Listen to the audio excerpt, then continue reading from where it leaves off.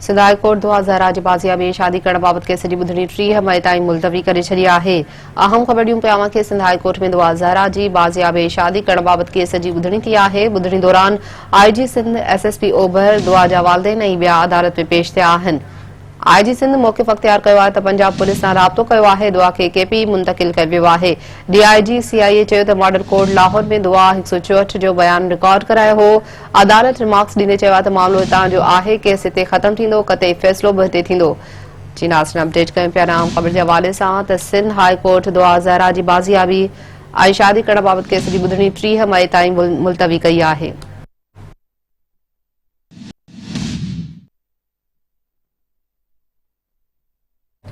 Sindh high court में दुआ ज़हरा जी बाज़ियाबी शादी करण बाबत केस जी ॿुधणी थी आहे। तफ़सील मालूम कयूं था सिंध TV न्यूज़ जे रिपोर्टर सिकंदर भुट्टो खां। जी सिकंदर, छा तफ़सील आहिनि?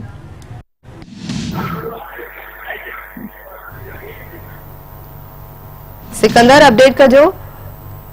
हाँ जी अनिला, जेको आहे सिंध हाई कोर्ट की बरूपरी बेंच है जस्टिस इकबाल अहमद कलोरो के बदल जैसे दुआ ज़हरा की बाज़ियाबी या पसंद की शादी मुतलक केस की ॿुधणी थी है। अदालत में IG सिंध कामरान फज़ल, DIG CIA SSP ओभर जांच ऑफिसर ऐं ॿिया पुलिस ऑफिसरनि खां अलावा दुआ ज़हरा जा वालिदैन भी अदालत में पेश थिया। अदालत में IG सिंध चयो त असां पंजाब पुलिस सां राब्तो कयो आहे। मालूम थियो आहे त छोकरी खे KP के मुंतकिल कयो वियो आहे। DIG CIA चयो त मॉडल कोर्ट लाहौर में छोकरी जो बयान कलम 164 जो बयान कलम बंद कयो वियो हो, जंहिंमें असां छोकरी जी उमिरि तयन करण लाइ दरख़्वास्त ॾिनी हुई, जेका रद्द कई वई। जस्टिस इकबाल अहमद कलोरे ॿुधणी दौरान चयो त मामलो हितां जो ई आहे, ख़त्म हिते ई थींदो, आख़िरी फ़ैसिलो हिते ई थींदो।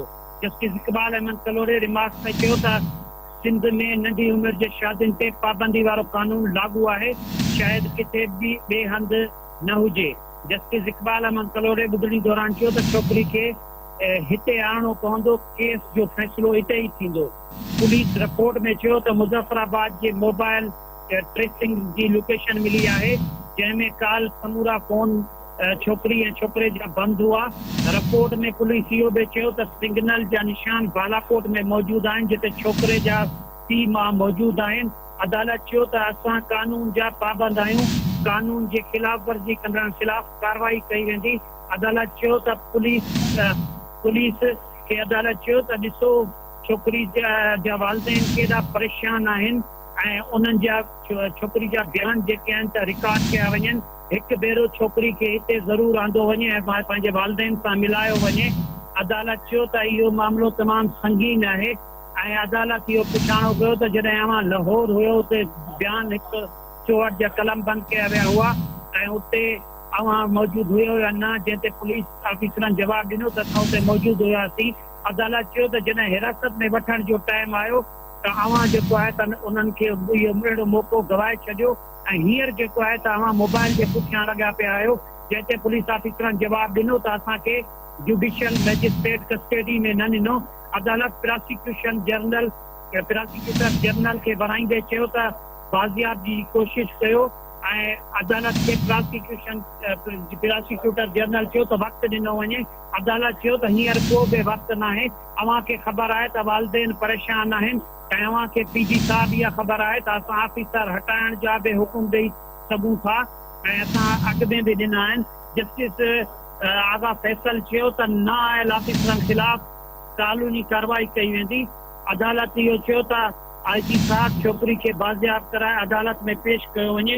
ॿुधणी जेकी आहे त 3 मई ताईं सुबुह जो 11 वॻे ताईं मुलतवी कई वई। अदालत इहो बि चयो त छोकरी खे बाज़ियाब करे 3 मई ते अदालत में पेश कयो वञे। जॾहिं त मीडिया सां ॻाल्हाईंदे छोकरी जा वालिदैन चयो त असांजी जेकी नींगरी आहे उनखे अगवा कयो वियो ऐं उनखे पेश कयो वञे ऐं उनजी उमिरि जेके 18 साल न आहे, तंहिं करे उनजी घटि उमिरि आहे ऐं सिंध में शादियुनि जो जेको आहे त हू रिवाज न आहे। असां जेको आहे त हिन वक़्तु सोशल मीडिया ते ॾिसी रहिया आहियूं त हीअ शादी जेकी आहे त थी आहे, पर असांखे अहिड़ी का ख़बर न आहे। जॾहिं त IG सिंध मीडिया सां ॻाल्हाईंदे चयो त छोकिरी जी बाज़ियाबी लाइ कोशिशूं करे रहिया आहियूं, जल्द छोकरी के बाज़ियाब करे अदालत में पेश कंदासीं। जी ठीक है, वॾी मेहरबानी सिकंदर अपडेट करण लाइ।